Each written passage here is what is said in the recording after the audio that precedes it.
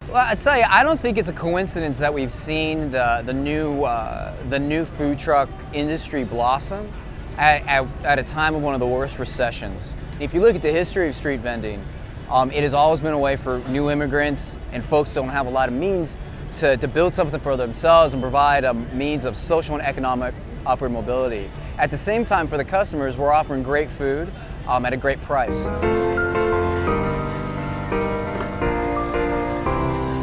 I own the BBQ Bus with my husband, Tadd. Tadd's the chef.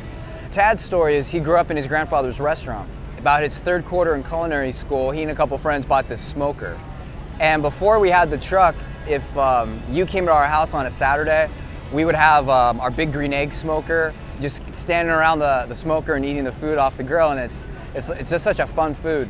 So that was really the start of it. So I said, well, we do a food truck, and then the rest is history.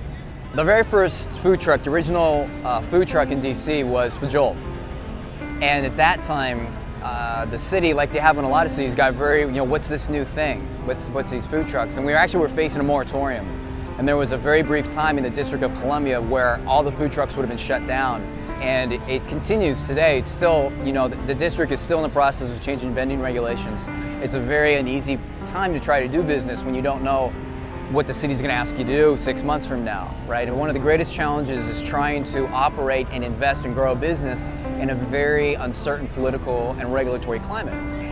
They license vendors, right? But they don't license the business. And so, for example, if you look at some of these trucks and if the chef can't be on board that day because he has to catch up on QuickBooks or something, he has to purchase another license for his employee.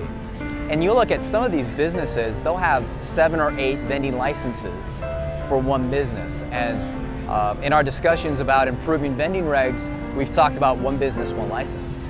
Small businesses are the engines that run our nation's economy. And I think you can't manipulate government regulations to protect one business over another because this business has been here longer. The DC Food Truck Association, we create 200 jobs.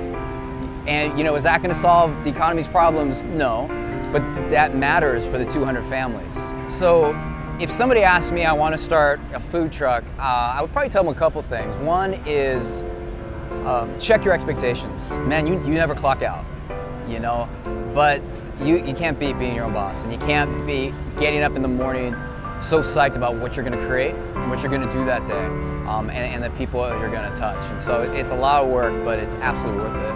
For BBQ Bus, this is something my spouse and I opened together, and it has been an amazing experience. Opening a business and running a business is such an intense experience. There's nobody else in the world I would rather share it with.